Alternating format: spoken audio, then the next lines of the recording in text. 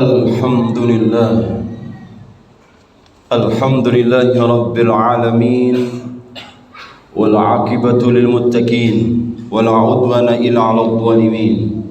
Ashhadu an la ilaha illallah al-malikul haqqul mubin, wa ashhadu anna Muhammadan 'abduhu wa rasuluhu as-sadiqul wa'dil amin. Allahumma shalli wa sallim wa barik 'ala sayyidina wa habibina wa syafi'ina wa qurrata a'yunina maulana Muhammadin wa ala alihi wa ahli baitihi wa ashabihi ajmain, amma ba'd.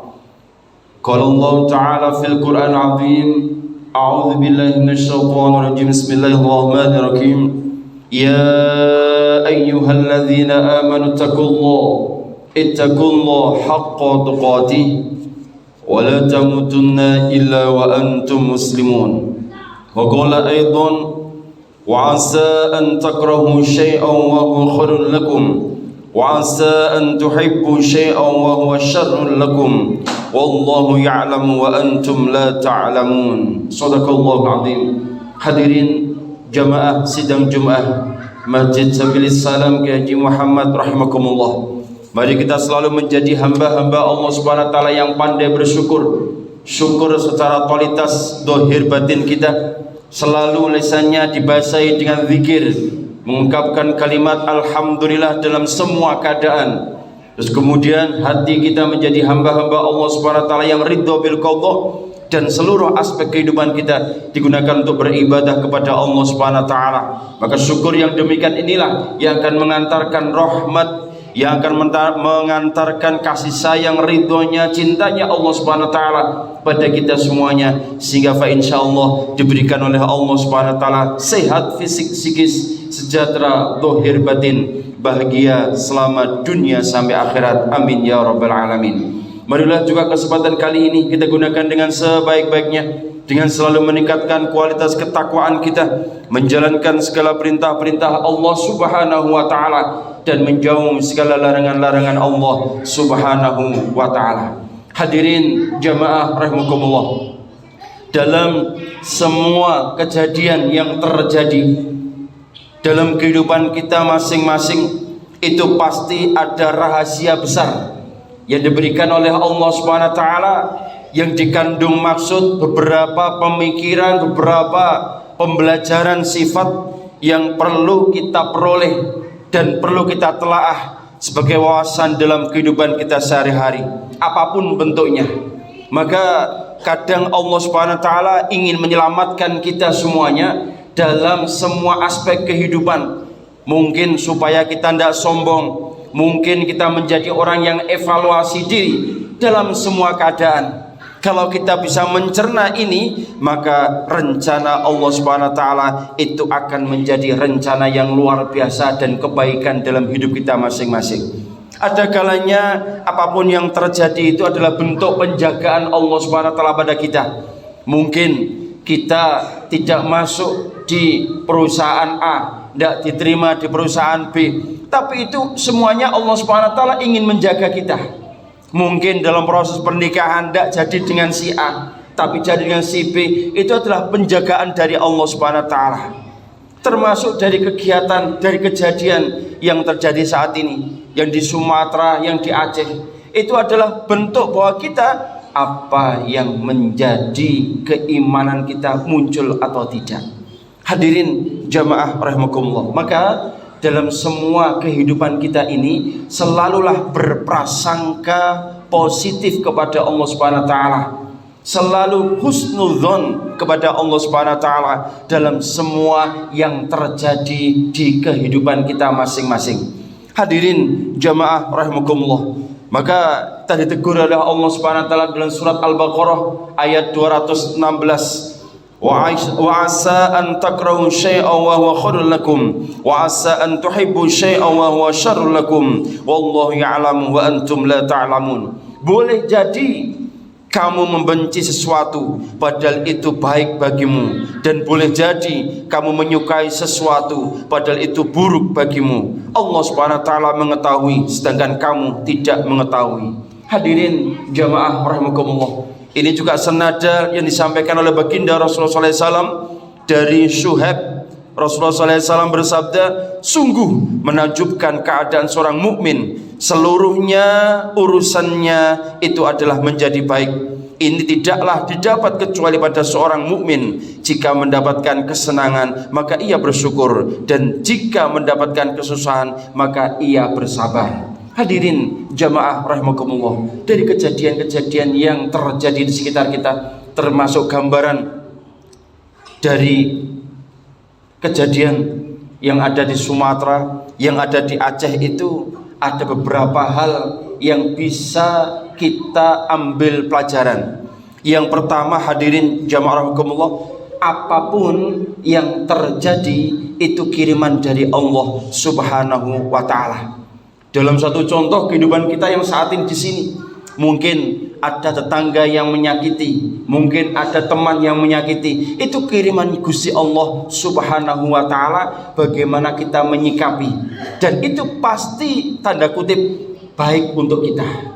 Kenapa? Sebab di saat disakiti itulah doa-doa kita mustajabah. Di saat disakiti itulah kita akan kelihatan sampai di mana keimanan kita. Apakah kita sabar atau kemudian kita malah membalas orang yang kita sakiti. Termasuk dari kejadian yang ada di Sumatera dan Aceh, apa yang kita laksanakan? Simpati kita bagaimana? Empati kita bagaimana? Kita berdoa untuk mereka, atau malah kemudian menyalahkan, atau diam saja, atau bahkan kemudian kita membantu mereka. Ini akan kelihatan dari keimanan kita masing-masing, tolak ukurnya di mana. Yang kedua, hadirin jamaah rahimakumullah, di dalam Al-Quran itu ada may yasha dan ma yasha.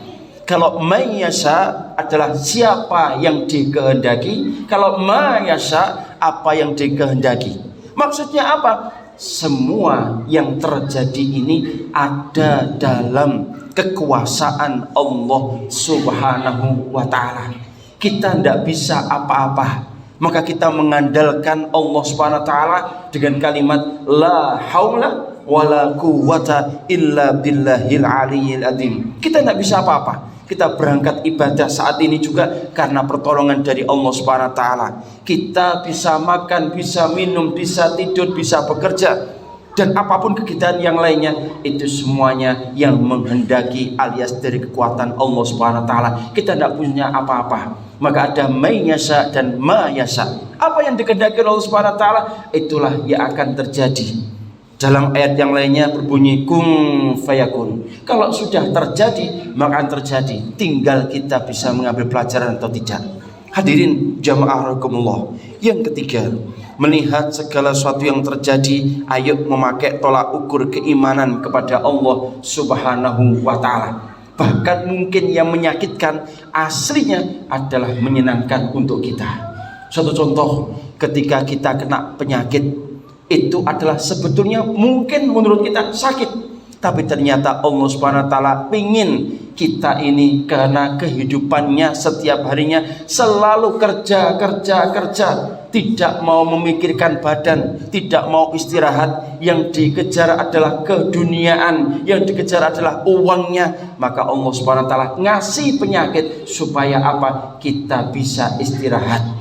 Supaya apa? Barangkali di saat kita sehat lupa untuk beristighfar kepada Allah Subhanahu wa taala, maka dikasih yang namanya sakit dalam rangka mengkafaroi dosa-dosa kita, supaya Allah Subhanahu wa taala mudah untuk memaafkan kita.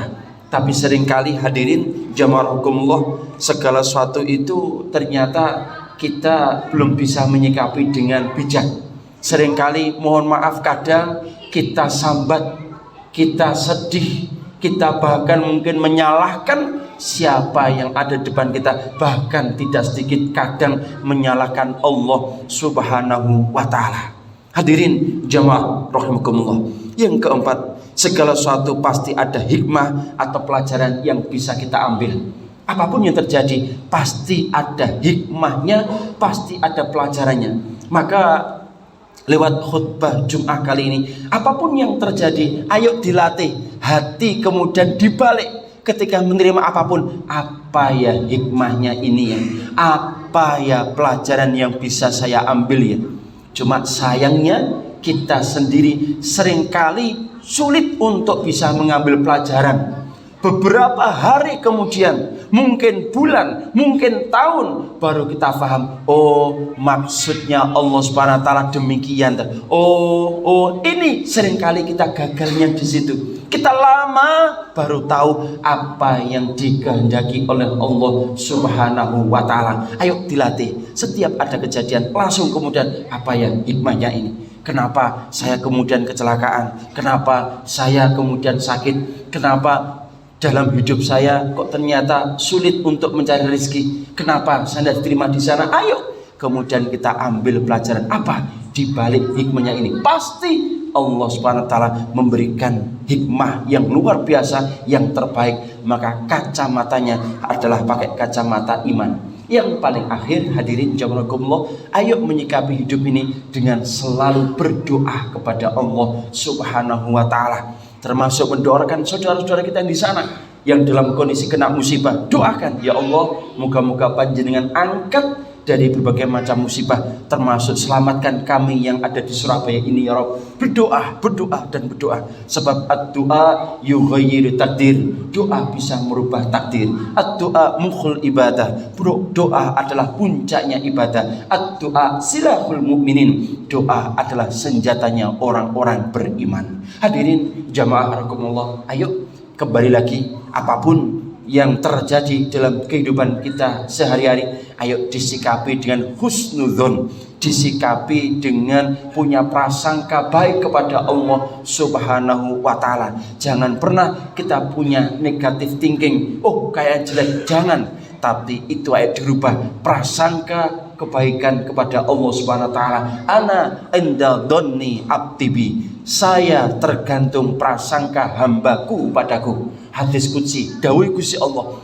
Kemudian apa yang terjadi kalau kita kemudian melihat itu negatif, khawatirnya akan terjadi negatif. Kalau kemudian yang terjadi kita ambil hikmahnya, ambil kebaikannya, insya Allah itu akan muncul kebaikan dalam kehidupan kita sehari-hari. Moga-moga yang singkat ini mampu menjadi kehidupan kita, mampu mengambil pelajaran, mampu mendekatkan diri kita kepada Allah Subhanahu wa taala, sehingga diberikan oleh Allah Subhanahu wa taala umur-umur yang barokah, rizki yang barokah, keluarga yang sakinah mawaddah rahmah barokah, diberikan oleh Allah Subhanahu wa taala generasi penerus yang soleh dan solehah, dimudahkan semua urusan kita, urusan dunia sampai akhirat, diselamatkan dari berbagai macam musibah, musibah dunia sampai akhirat. Dan moga-moga jika suatu saat kita semuanya meninggal dunia, moga-moga takdirkan dalam keadaan husnul khotimah, husnul khotimah, husnul khotimah, serta kita semuanya moga-moga ditakdirkan oleh Allah Subhanahu wa taala masuk surganya Allah Subhanahu wa taala bersama teman-teman kita, sahabat kita, guru-guru kita, kedua orang tua kita, dan moga-moga bersanding dengan baginda Rasulullah SAW di surganya Allah Subhanahu wa taala. Amin ya rabbal alamin. أعوذ بالله من الشيطان الرجيم بسم الله الرحمن الرحيم إن الذين قالوا ربنا الله ثم استقاموا تتنزل عليهم الملائكة ألا تخافوا ولا تحزنوا وأبشروا بالجنة التي كنتم توعدون. أقول قولي هذا فاستغفر الله إنه هو الغفور الرحيم.